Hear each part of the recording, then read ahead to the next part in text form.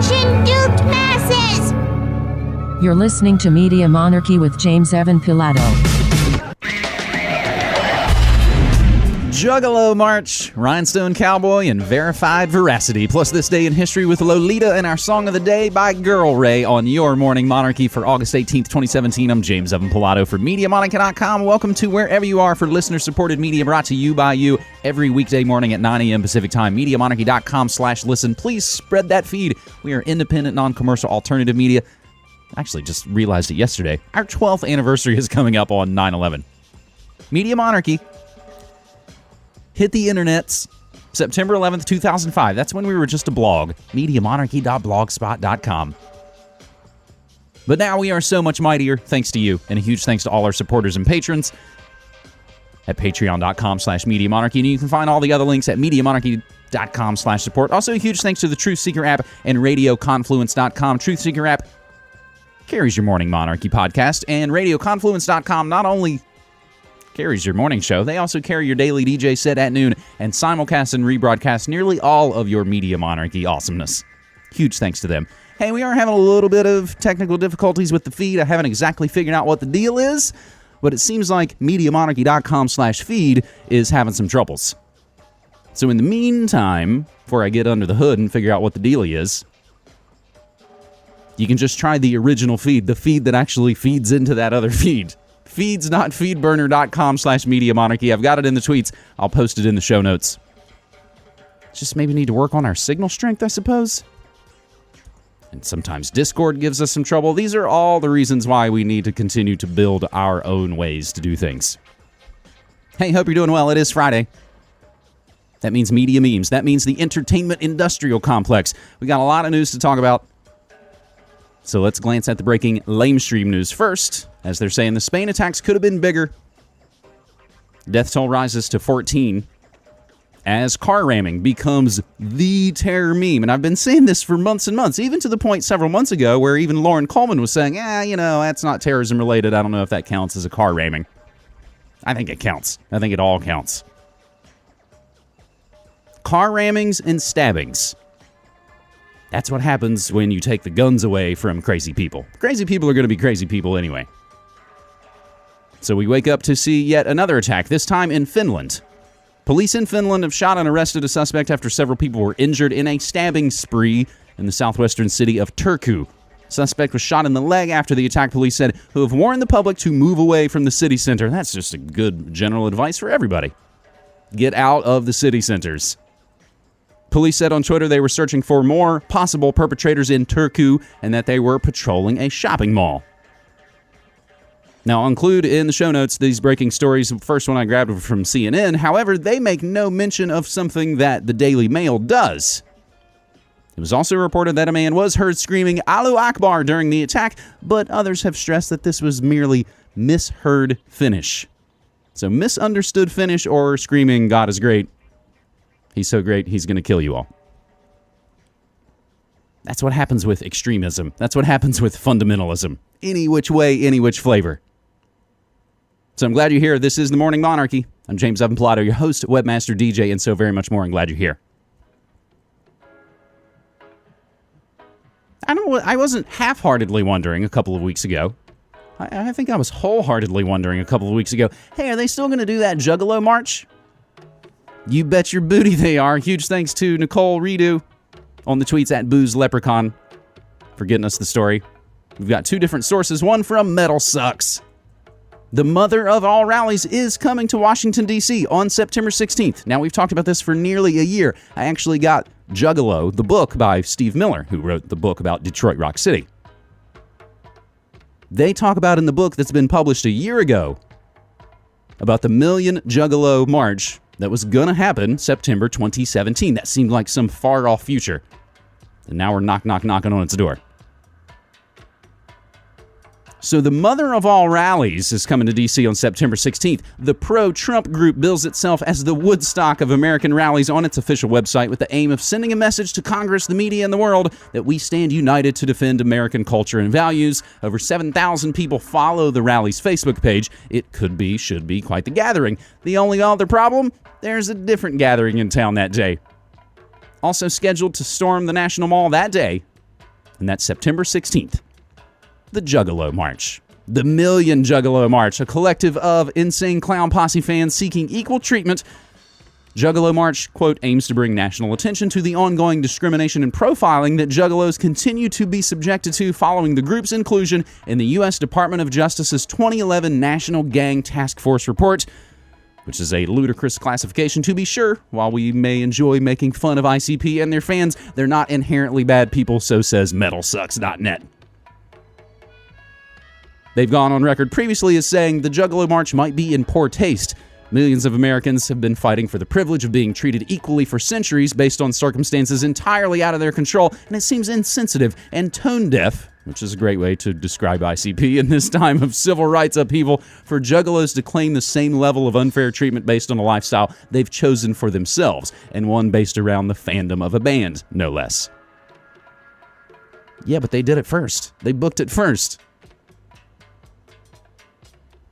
So that's Metal Sucks' take. Let's hop over to an outlet I used to love. Pretty much kept me informed as a kid in the 80s and the 90s in nowhere, West Virginia. The late great Spin magazine. Now they're just a terrible online website that covers the same garbage every other music site does. It's one of my frustrations at night when I'm sometimes trying to find what's going to be my song of the day and looking around for new music. I go to Spin, I go to Stereo Gum, I go to Consequence of Sound, I go to Rolling Stone. They all have the same exact bullshit and all the same pop garbage. The music magazines are all racing to the bottom the same way that fake news is. It's kind of sad. Sidebar. So let's hop over to Spin, where they're talking about the rally as well. Let's see how different Spin is from Metal Sucks. And I'll give you my take on this, as we've talked about ICP for a long, long time. In the comparatively innocent political days of just last summer, Insane Clown Posse announced plans for the Juggalo March on Washington. The stated purpose, to protest the FBI's characterization of the group's fan base as a hybrid gang and stand up for Juggalos' rights as Americans. The march is scheduled for noon, Saturday, September 16th on the National Mall in the District of Criminals. Several months of political turmoil later, the Juggalos face some competition. The pro-Trump gathering called the Mother of All Rallies. Now, of course, the easy joke that people have already made and have already replied to the tweets of Spin, are you sure they're not one and the same? Rally participants will demand protection for traditional American culture while they express their love for the United States and the America First agenda. The Mother of All Rallies organizers claimed, all in a press release on their website. They list co-sponsoring groups affiliated with the alt-right, including the Proud Boys and the Alt-Knights. And Spin does note that, hilariously, they're calling itself the Woodstock of American rallies. Even though they would be the exact opposite people that would go to Woodstock, and I'm sure they were the people who would make fun of all those dirty hippies grooving on the mud at Woodstock instead of going to business school and making money and babies. Now, silly as Insane Clown Posse's music may be, and as we've talked to them and covered them through the years, there's a couple of songs I play, a couple of songs I like. Like is strong. They're just sort of fun for their audaciousness. Like Piggy Pie. Say what you will about ICP. They are a completely independent, 100% grassroots cultural movement. They completely made it up themselves. Sure, it's dumbass, terrible rap rock and wrestling, all kind of mixed together, with all kinds of terrible tastes that taste terrible together. But they did it themselves. They had no major label support. Most people like us, whether we're well-educated hipsters or whatever, everybody makes fun of them, everybody thinks they're stupid. But guess what? They made it themselves, they built it themselves. No one can take it away from them. They didn't need major labels. Sure, they dallied with some major labels for a minute. I think they were on Hollywood Records, which was owned by Disney, and I don't even think that label exists anymore. ICP outlasts all of that. Now, Douglas Rushkoff, years ago, made a couple of episodes for Frontline. They kind of go together. The second one gets a little headier into the psychology of why we buy, getting into the consumer culture. That one, I believe, is called The Persuaders. The first one he made for Frontline is called The Merchants of Cool. And they basically talk about how people at multinational advertising corporations go around to gatherings and concerts and get-togethers. They're called cool hunters. And they look at what scenes are, and they look at what people are doing, and they gobble it up and sell it back to you. They can never, ever figure out how to do that with ICP. They could figure out how to do it with basketball and make Sprite cooler because they assigned it with hip-hop and b-ball. It follows all of these ways that consumer culture is completely formulated in a lab. Say what you want. Insane Clown Posse made their own scene. Isn't that everything we've ever strived for in all of our own individual moves? God, I wish I didn't have to worry about YouTube. Oh, fuck, I hate Google. Oh, all these things we complain about. What if we built our own scene? Everybody will laugh at you. Yeah, you guys are stupid. Yeah, whatever. We made our own scene while you're begging for inclusion. So we can even read it over in the chat. They have some catchy tunes. ICP has their own network, and for what it's worth, Fago is one of their main sponsors. Again, they built what they wanted. Then the mainstream comes begging to them. And that's typically how it works. Then, of course, we get disappointed when people sell out to the mainstream. That's another fantastic thing ICP has not done. You know, and Fago is an independent soda company. See, this is what I like having the chat. I appreciate you guys having smart things to say and add to the discussion in the chat. We are streaming live. It is Friday, August 18th, 2017. I'm James Evan Pilato from MediaMonarchy.com, serving up your morning monarchy. Glad you're here. Spotify, as we've referenced earlier in this week, took action to remove music and artists linked to white supremacy after a music news website pooped their pants. Drew attention to the extremist bands it found on the music streaming service. Digital Music News earlier this week listed 37 white supremacist bands that a reporter had found on Spotify. Some of these white power bands were pulled from iTunes in 2014 after a campaign by the Southern Poverty Law Center, who, of course, is getting a benefit from that new Wilco single that we'll play for you a little bit later today. Oh, finally, Dad Rock has weighed in on our political and social situation. Spotify responded within 48 hours to say that it had already removed some of the music from its service and was quickly working to review the rest, according to BBC Newsbeat. The company said in an official statement, Spotify takes immediate action to remove any such material as soon as it has been brought to our attention. We are glad to have been alerted to this content and have already removed many of the bands identified today while urgently reviewing the remainder. It gave a second statement to Billboard to outline its stance on extremist music, illegal content, or material that favors hatred or incites violence against race, religion, sexuality, or the like is not tolerated by us. Last weekend, 32-year-old Heather Heyer died and 20 people were injured when a white supremacist drove his car into quote-unquote anti-fascist protesters in Charlottesville. The unfortunate truth is they are acting exactly like the fascists, tearing down things they don't like. And where does it end? That's the question for me. Now, we've talked about this in months past with bands like Power Bottom or Dream Machine being burned by their labels because they said things or were accused of things they don't like. So Polyvinyl dumps Power Bottom because of some vague accusations. Last time I checked, I don't think any charges have been filed against Power Bottom. If they're sexual assaulting monsters, go to the fucking cops. Now, the band Dream Machine, they're on the OC's label. They gave offensive interviews about what they don't like about economies and immigration. They're immediately bounced from the label. So when Spotify or Polyvinyl or these places start to get into what's acceptable and what's not, this is the push we should just pile onto them and go, oh, okay, so now you basically are going to have to screen all of your bands before you sign them to check all of their political and social beliefs to make sure they align with your corporate agenda this year because you care now suddenly. You had no problem with all the other drones and wars and death. 26,000 bombs dropped by Barry last year. That's all cool, but I know you're all pissed now. So you're going to fire bands, ruin careers. So does that mean all the other music that's on Spotify, they wholeheartedly endorse, morally, spiritually, financially? I bet there's a lot of music that talks about fucking bitches and shit. Is that really? That's what you want? Okay, so all that stuff's fine and these other things are bad. That's what happens when you start to get into it. It starts to get ridiculous. And no one will be left standing. Fortunately, we'll be left standing because we don't pray at these altars of your corrupt institutions. The things that we used to believe in, that used to fill us with something, now I believe produce the exact opposite of their intended result. Schools don't make you smarter, they make you dumber. Hospitals don't make you healthier, they make you sicker. Prisons don't rehabilitate you, they help you to become a better criminal. Let's continue to look at the entertainment industrial complex, my friends. And again, everything we say and play always included in the show notes, so you can follow along and do more research for yourself. As long as we're talking about the streaming services and how great they are, let's continue to talk about moral rights, shall we? They're called moral rights, and songwriters depend on them for proper attribution and payments. So why is the RIAA so opposed to them? So asks Digital Music News, the same ones who create lists of bands to be banned.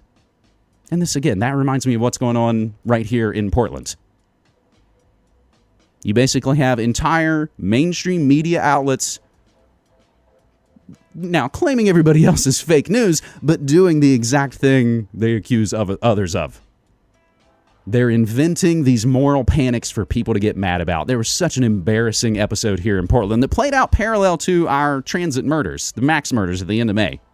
That same moment, we were arguing and again, ruining careers, ending businesses, of two white girls who had the audacity to open a burrito store, because that's, cultural appropriation. You can't do that. A lot of the media outlets basically, hey, this thing you never heard about, you should get mad about. Totally didn't affect you. You guys had no idea there was a handful of shitty, racist punk rock on Spotify. Oh my God. Isn't it funny how the more allegedly tolerant places get, actually the less tolerant they get? Sorry, let's get back to the moral rights. Since 1928, moral rights have been enshrined in legislative framework through the Berne Convention. However, the Recording Industry Association of America, RIAA, has reportedly refused to recognize songwriters' proper attribution rights. Instead, they've called them confusing.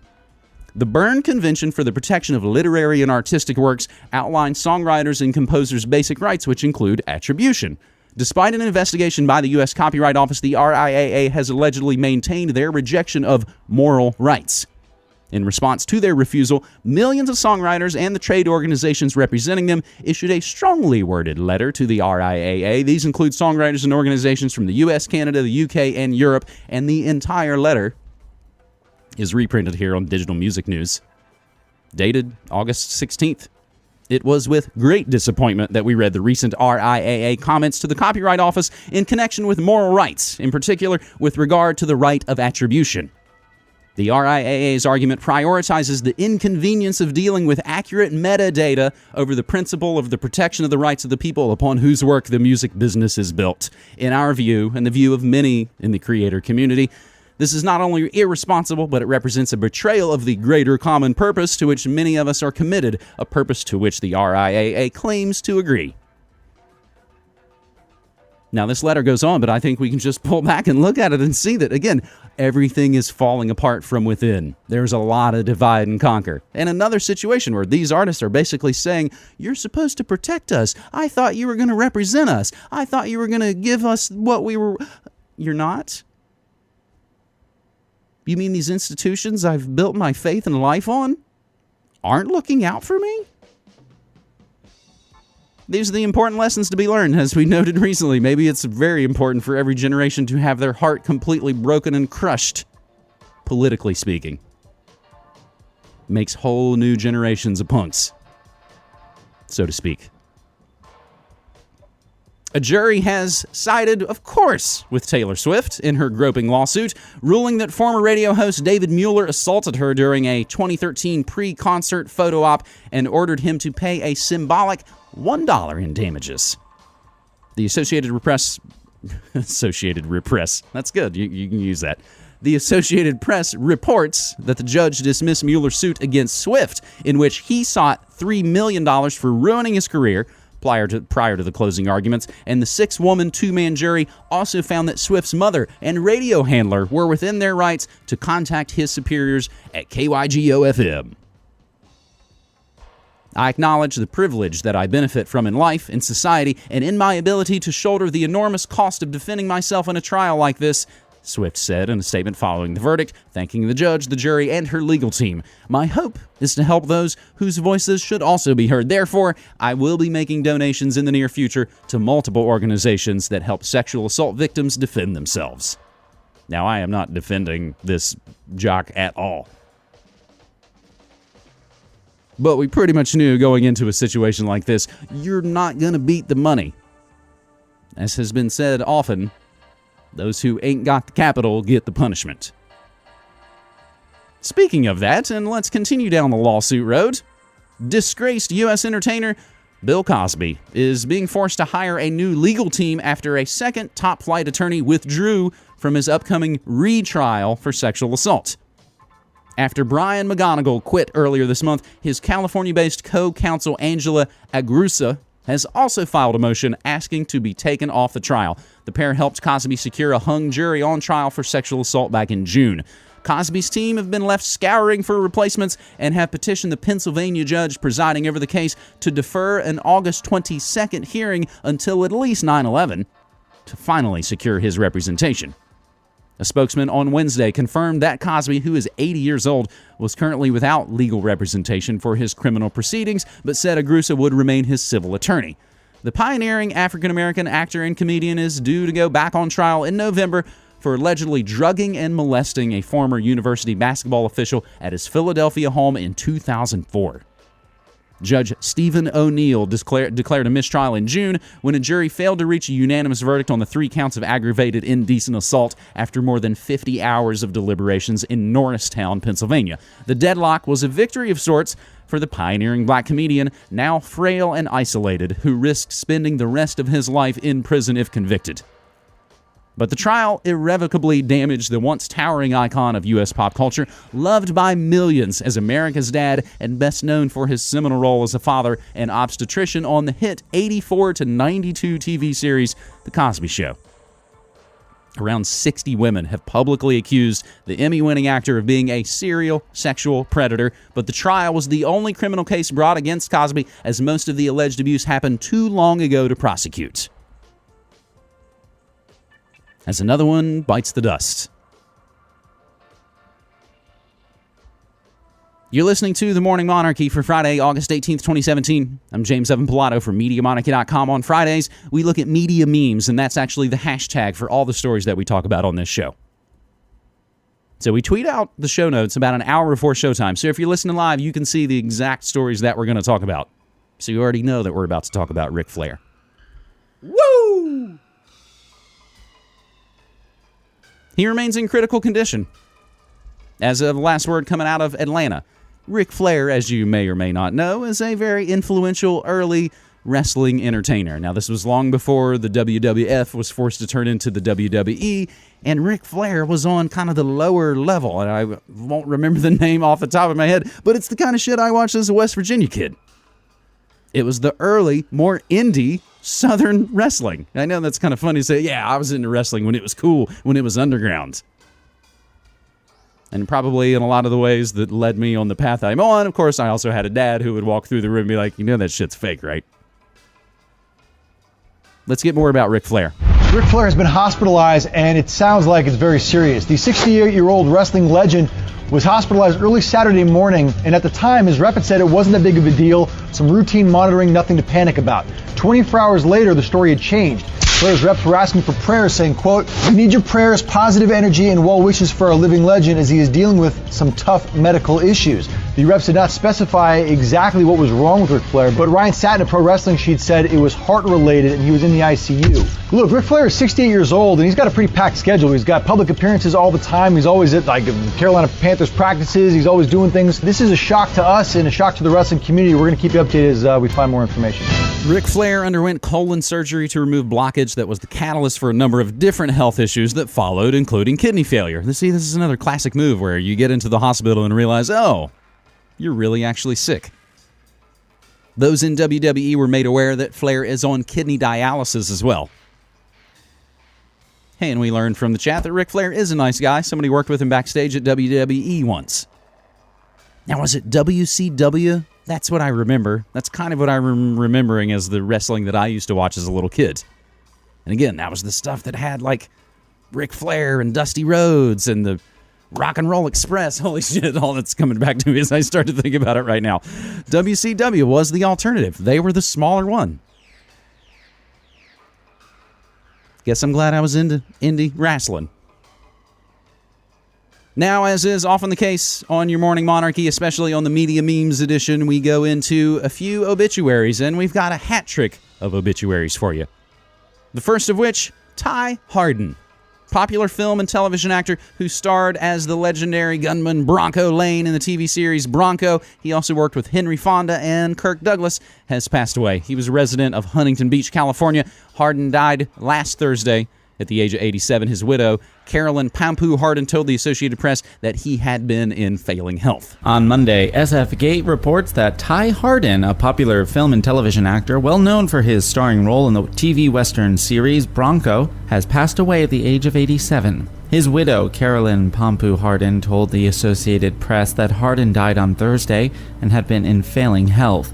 Hardin credited John Wayne for giving him a major break when the actor helped him get a contract with Warner Brothers. When Clint Walker left the TV show Cheyenne in 1958, Hardin stepped in and continued in the spin-off Bronco. Born Orison Whipple Hungerford Jr. in New York, Ty Hardin grew up in Texas, served in the Korean War, played football at Texas A&M under future University of Alabama coach Paul Bear Bryant. He changed his name in the 20s in homage to the outlaw John Wesley Hardin as his acting career was taken off. Hardin credited John Wayne for giving him a major break when the actor helped him get a contract with Warner's. When Clint Walker left Cheyenne in 58 over a contract dispute, Hardin stepped in and continued in the spin-off Bronco, which aired until 62. Here it gets really interesting. Hardin also had a diverse film career, from the Joan Crawford thriller Berserk to the World War II movies Battle of the Bulge and PT-109. After struggling with tax issues in the 1970s, he founded an anti-tax organization that became the extremist anti-government group, the Arizona Patriots. The Patriots disbanded after federal agents raided one of its camps in 1986. That is quite interesting. File that away and we'll dig back into the Arizona Patriots and Ty Hardin and the entertainment industrial complex in the future. Now, as I mentioned Monday when we got back on air, of course, we did take August 1st through August 14th off the air as we were traveling around, working music festivals, going to music festivals, doing a little Airbnb up in Seattle, having some nice seafood, turned 40 years old, saw some more concerts. Then I saw some more concerts. But I told you, we went to see Belle and Sebastian in Seattle last week at the beautiful Paramount Theater. And because we had been traveling around and because I had essentially been off-grid, not paying attention to the news during our time off, I had to learn from Belle and Sebastian as they announced it from the stage. The legendary Glenn Campbell had passed away, and they actually put his big photo up, and they turned in a pretty loving rendition of Wichita Lineman. Glenn Campbell, the indelible voice behind 21 top 40 hits, including Rhinestone Cowboy, Wichita Lineman. By the time I get to Phoenix, he died 2 Tuesdays ago. He was 81 years old, a representative for Universal Music Group, which owns everything. Confirmed the singer's death to Rolling Stone. During a career that spanned 60 years, he sold over 45 million records, and in 1968, he even outsold the Beatles. Well, Rhinestone Cowboy singer Glenn Campbell has passed away at the age of 81 after a long battle with Alzheimer's. Yeah, CBS 2 entertainment reporter Suzanne Marquez joins us now with more on this. So many good songs, Wichita Lineman, Gentle on My Mind. By the time I get to Phoenix, it just goes on and on. Yeah, he's had quite a career, Pat and Jeff. He passed away this morning in Nashville. The son of an Arkansas sharecropper, he had an incredible music and television career that spanned 6 decades. In 1960, he moved here to LA to become a session musician, playing for everyone from Frank Sinatra to Elvis. He sold over 45 million records, even outsold the Beatles in 1968. Here's a look at his life and legacy. Like a rhinestone cowboy. Glenn Campbell's first top 40 #1 hit was Rhinestone Cowboy, the first of 21 hits in a 6-decade career. Ever smiling, ever gentle on your mind. Yeah. In 1968, Campbell's CBS show, The Glenn Campbell Good Time Hour, made him a household name, earning him a weekly audience of 50 million people. When you're hot, you're hot. One more time. When you're not, you're not. Well, In 1969, he wrote the theme song and co-starred with John Wayne in True Grit. You do that and I'll kill you.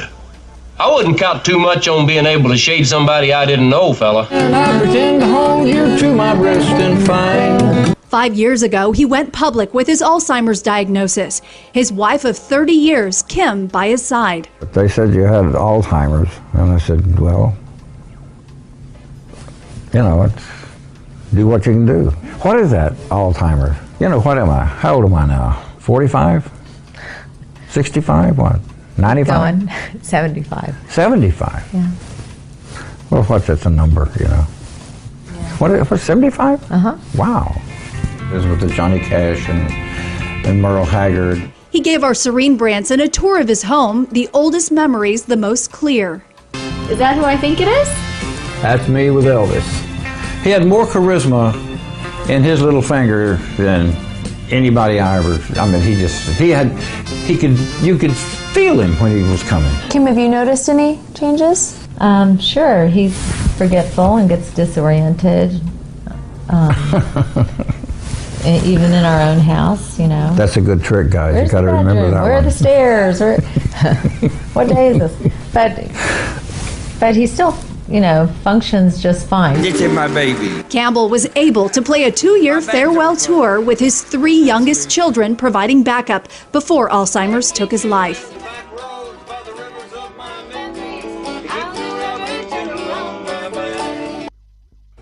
What a life. Campbell won 4 Grammys. He toured with the Beach Boys in the late 60s and played guitar on their innovative album Pet Sounds. So just what an incredible legacy in life he led. No question. We should mention, too, that our Serene Branson conducted that interview with them a few years back, right? Yeah, I know it really had an impression on her. Yeah, and how sweet. Okay, thank you, Thanks. Suzanne.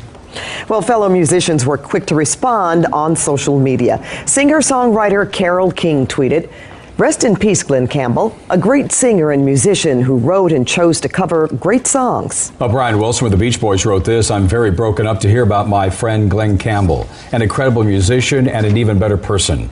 I'm at a loss. Love and mercy." Dozens of fans also paying tribute today. Campbell's star on the Hollywood Walk of Fame has set up a barrier of cones and put out a flower display with a banner of his name. It is with the heaviest of hearts that we announce the passing of our beloved husband, father, grandfather, and legendary singer and guitarist Glenn Travis Campbell at the age of 81, following his long and courageous battle with Alzheimer's disease. The singer's family said in a statement, "Campbell was a rare breed in the music biz with various careers as a top-level studio guitarist, chart-topping singer, and hit television host. His late career battle with Alzheimer's, he allowed a documentary crew to film his final tour for the 2014 award-winning I'll Be Me. You can find a lot of that actually streaming on Netflix and others. It made him a public face for the disease, a role President Bill Clinton suggested would one day be remembered even more than his music. He had that beautiful tenor with a crystal clear guitar sound, playing lines that were so inventive. Tom Petty told Rolling Stone during a 2011 profile of Campbell, "It moved me." Campbell was born in 1936 in Billstown, Arkansas, the 7th son of a sharecropper family of 12 kids. "We used to watch TV by candlelight," he told Rolling Stone in 2011. In his youth, Campbell started playing guitar and became obsessed with jazz guitarist Django Reinhardt. He dropped out of school when he was 14 and moved to Wyoming with an uncle who was a musician, playing gigs together at rural bars.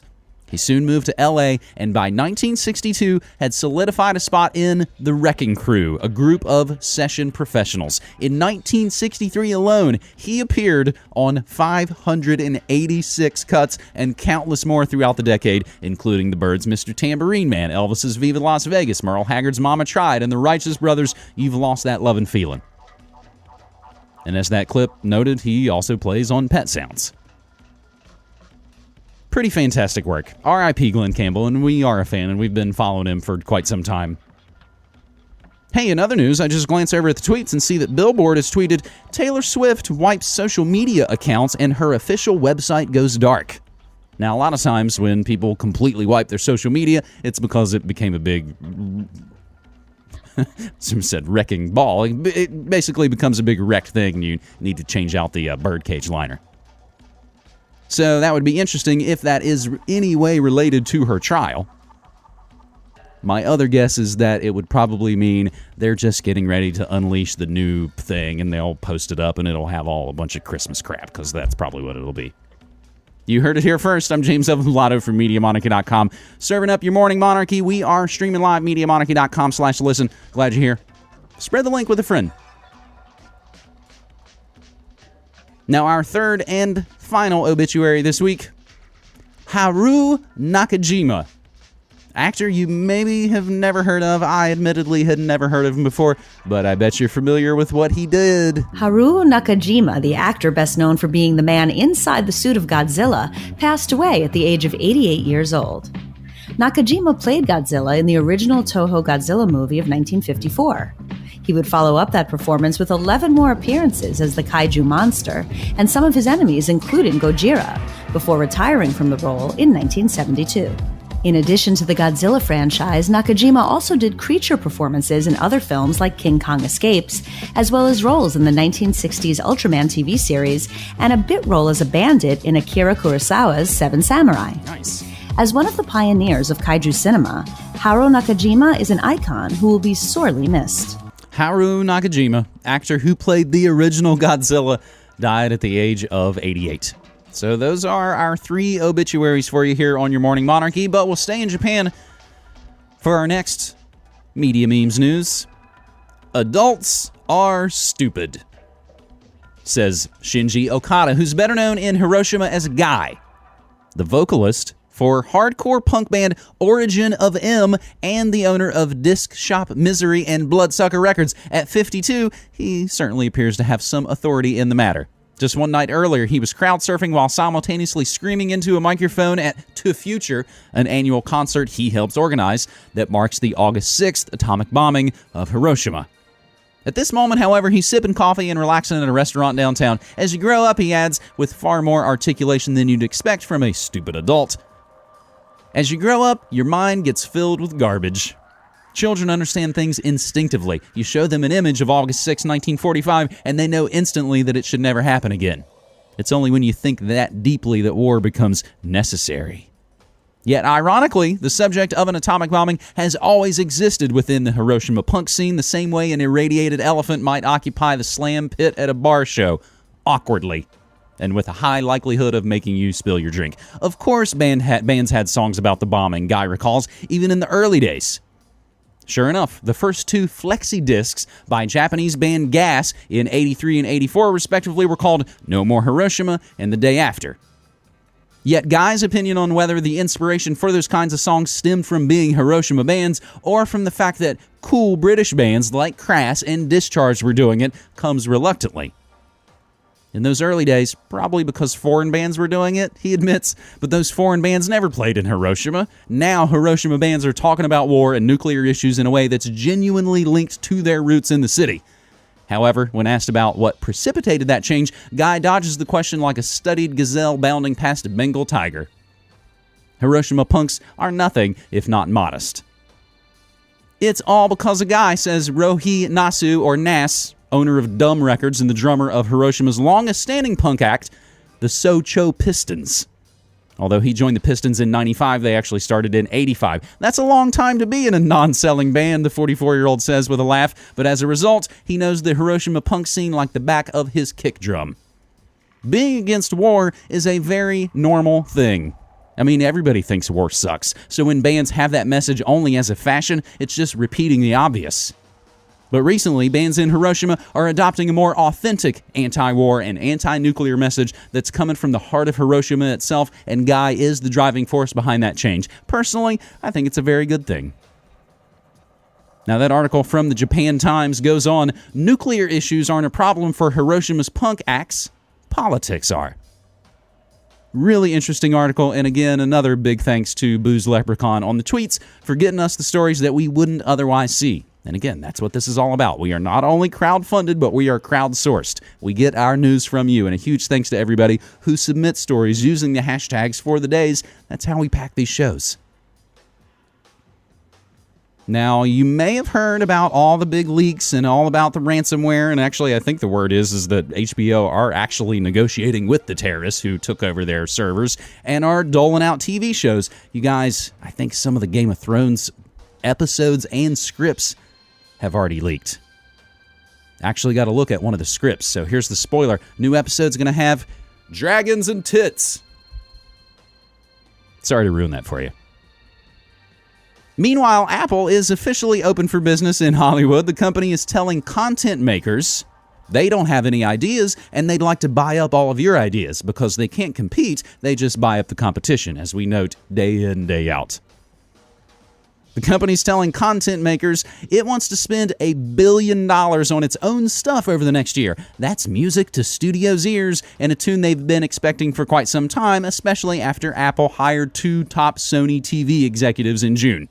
Recode says they still don't know what Apple wants to do with all that content. Rupert Murdoch's Wall Street Journal, which is a story about that in just a moment, as we end on a little bit of a good news note. Wall Street Journal says Apple wants to make up to 10 Game of Thrones or House of Cards scale shows, but that's not enough to launch a full-scale subscription service. For context, HBO spent about $2 billion on content last year, and Netflix is spending $6 billion, and we've reported for you that Netflix is supposedly hugely in the red. While Apple is now formally competing with those guys for content, it certainly doesn't want to beat them. It wants them streaming their shows on Apple devices and selling their services via Apple's iTunes store, where, of course, Apple gets a cut of the monthly fee. Get them on the tit. But Apple's all-but-official announcement is a sign that it's done with its first halting effort to make its own programming, which it used to augment its Apple Music service. You don't hire those guys and spend that kind of money as a marketing exercise. A reminder, the list of guys writing checks in Hollywood now includes Apple, Amazon, Netflix, Facebook, and Google. Verizon and AT&T are coming too. You should stop reading this and start writing your spec script. Apple's bringing $1 billion checkbook to Hollywood and wants to buy 10 TV shows. Hi, we'd like to buy our way to the table, please. Nobody ever likes that. You know, people like it when you're old money. They don't like it when new money kind of buys their way to the table.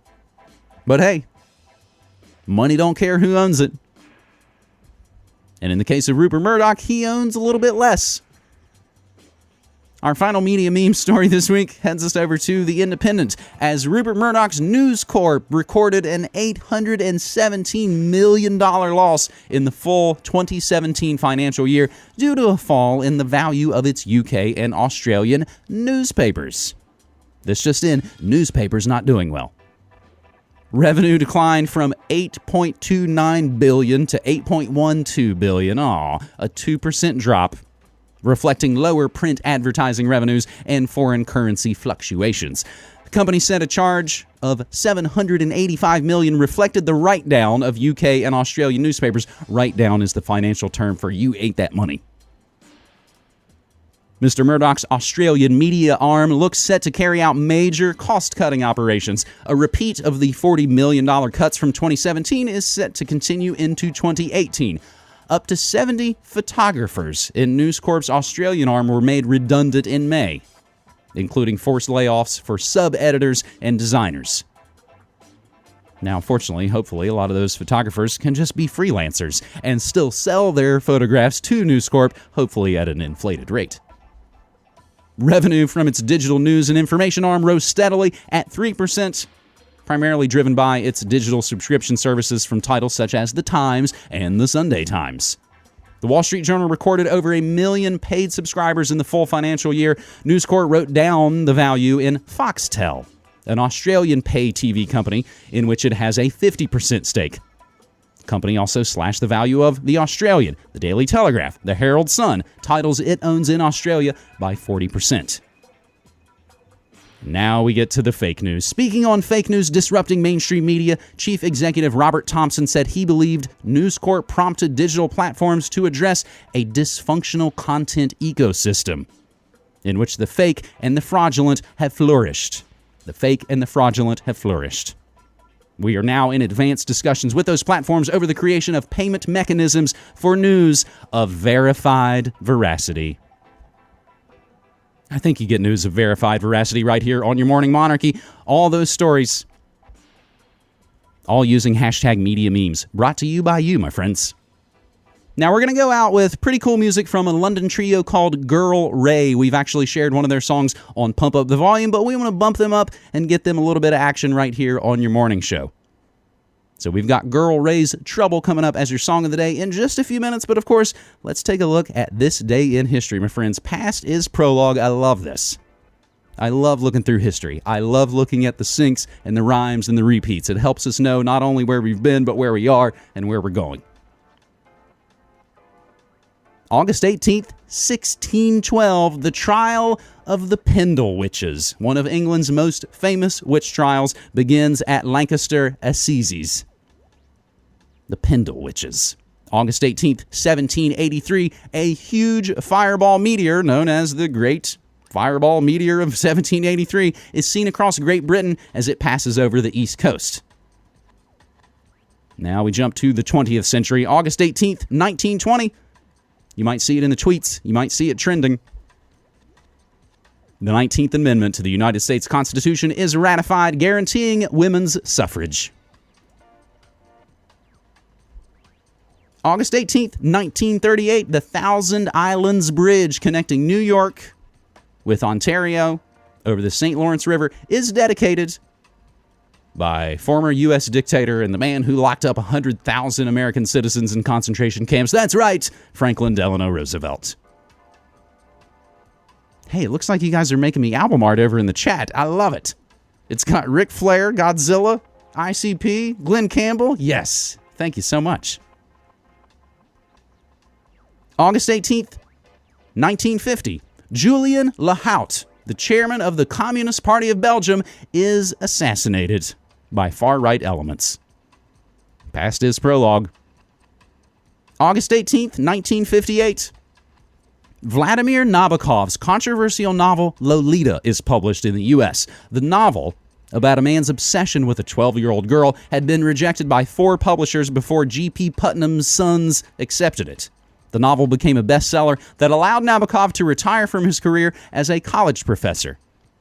Now, a really interesting clip, and this is interesting on a number of levels. I like not only the old news clips, but I like when you go back and listen to conversations that were on television, that were on the news, and you hear how intelligent they are, how well-spoken they are. This is actually from the CBC. This is Nabokov discussing his novel, Lolita. Users of covers and cozies, ready-made soles in plastic bags, negligible generalities. Mr. Trilling, would you identify Mr. Montserrat with that definition of a Philistine? Well, in this particular instance, yes, I think I would. I think the book is shocking. I'm glad that it's shocking. I think we need a lot of shocking books. I don't think we need to be shocked, but it's absurd to call it debased. It's anything but that. The critics, as Mr. Nabokov knows, have said a great many things about this book. I'd like to see if he agrees with them.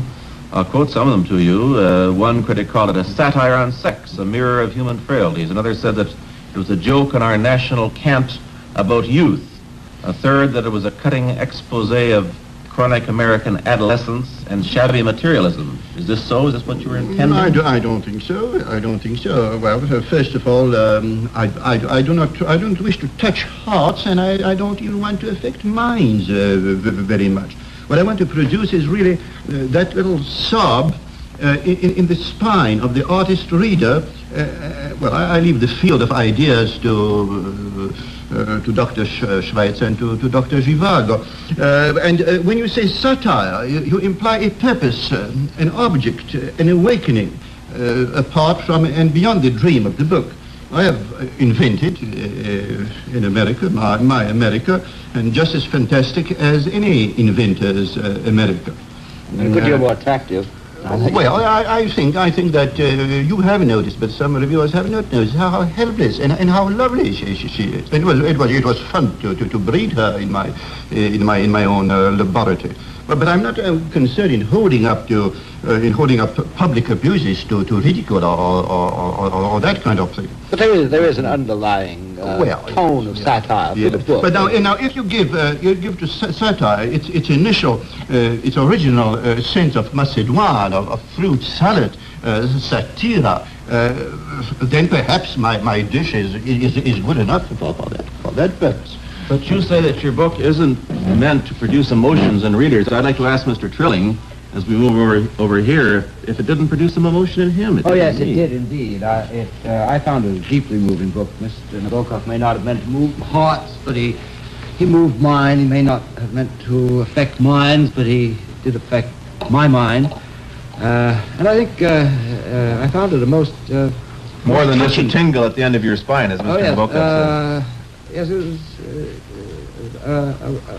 we can't trust a creative writer to say what he has done. He can say what he meant to do, and even then we don't have to believe him. No, I was deeply moved by the book. I think it's one of the most moving books I've read in a long time. August 18th, 1958, Vladimir Nabokov's controversial novel Lolita is published in the U.S., of course, later to be turned into a film by Stanley Kubrick. That is Nabokov discussing his novel on the CBC. Continuing to look at this day in history, August 18th, 1962. What was it? 3 days after they sacked Pete Best, Ringo Starr made his first appearance as a Beatle on this day. August 18th, 1973, the Doobie Brothers' China Grove was released that same day. Gene Krupa played for the final time with the original Benny Goodman Quartet. August 18th, 1976, in the Korean Demilitarized Zone, the axe murder incident results in the death of 2 U.S. soldiers. A really interesting story, sometimes called the axe murder incident, sometimes the hatchet incident. The tree trimming incident, I believe it's also called. Basically, American soldiers maybe started to chop down a tree that Kim Il-sung had planted, and 2 North Koreans killed them with machetes. At which point, the U.S. came in, blew up the tree, and made a big giant show of things. Again, my friends, past is prologue. Friday, August 18th, 1977, Steve Biko, B-I-K-O. He's arrested at a police roadblock under the Terrorism Act number 83 of 1967 in King Williamstown, South Africa.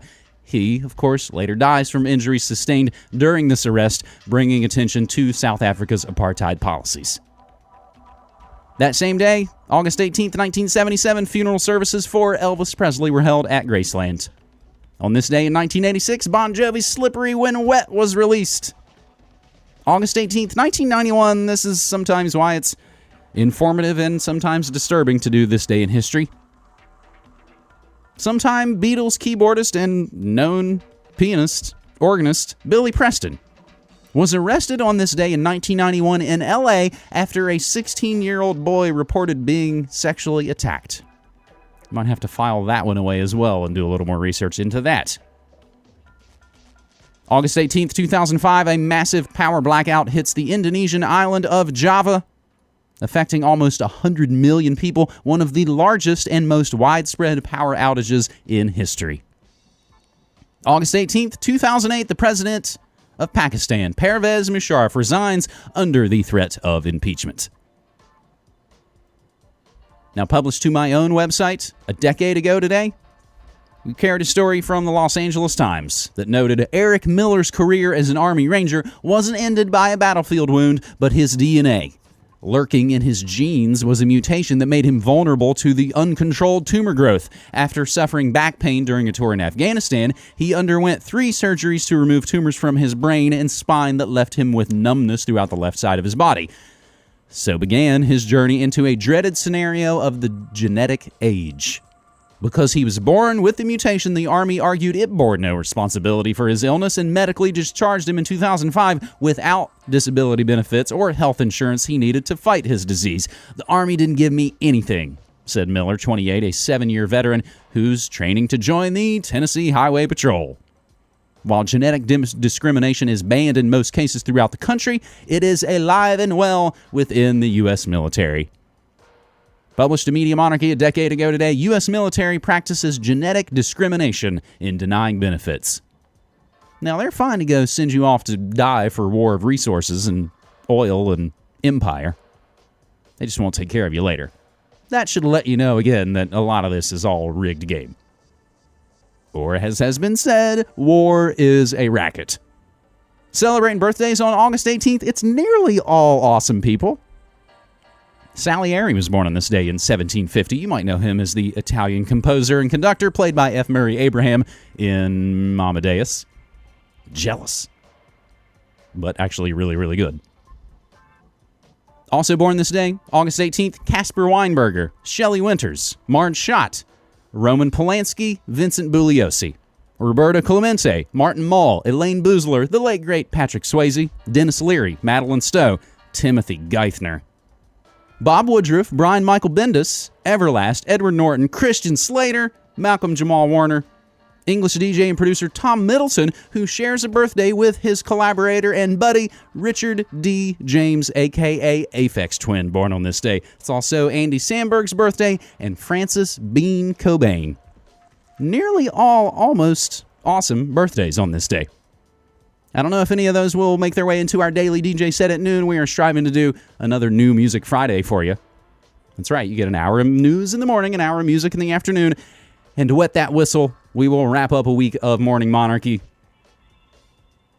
with a little London trio called Girl Ray. They've only been together actually for 3 years, but they sound like they just go together really well. Their debut is called Earl Grey from Girl Ray. And KUTX says the song that we're going to play, Trouble, might be their best song so far.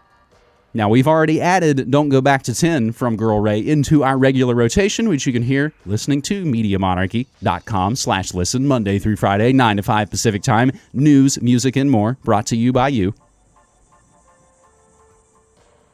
So we'll go out with Trouble from Girl Ray as we wrap up another week of your Morning Monarchy, my friends. And I appreciate you being here, and I appreciate your support. That's how this keeps going. I'm not all monetized up on YouTube, but we are working on more monetization possibilities from our friends at Monetile and BitChute. That's a huge thanks to Apollo Slater and Ray Vahi and others. We are learning our way forward, and a huge thanks to you. That's the Friday Media Memes edition of your Morning Monarchy for August 18th, 2017. Hey, I guess this is where I should remind you again, sidebar note. I think we're going to take Monday off and not do Monday Live because we're going to go watch the eclipse, as you guys should as well. I'm up here in Oregon. We have one of the greatest views. It's also going to be about 1 billion people coming here. So we're going to take Monday morning off and do it live a little bit later. So stay tuned to the Media Monarchy tweets for more information. We'll keep you updated. As we wrap up your Morning Monarchy for Friday, August 18th, 2017, I am James Evan Pilato. I'm still James Evan Pilato from MediaMonarchy.com. Thanking you so much for listening, my friends, and reminding you, as always, don't hate the media, become the media. Take care.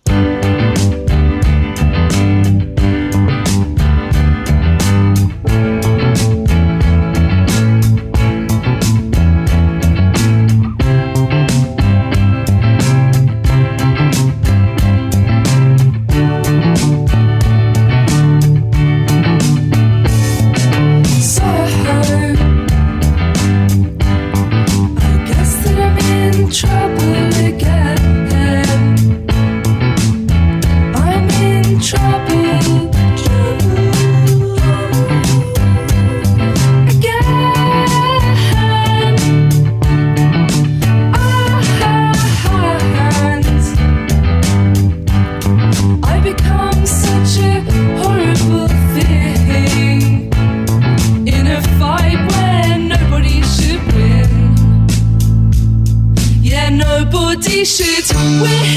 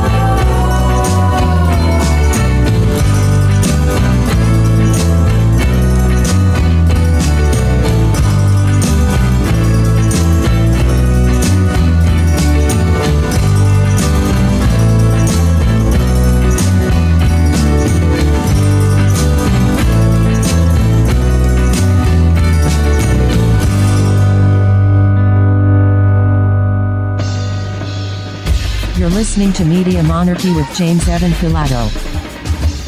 Since 2005, Media Monarchy has covered the real news about politics, health, technology, and the occult, all remixed with music and media that matters. Go to MediaMonarchy.com/support and become a monthly subscriber so you can help keep independent, non-commercial, alternative media going and growing. Thanks.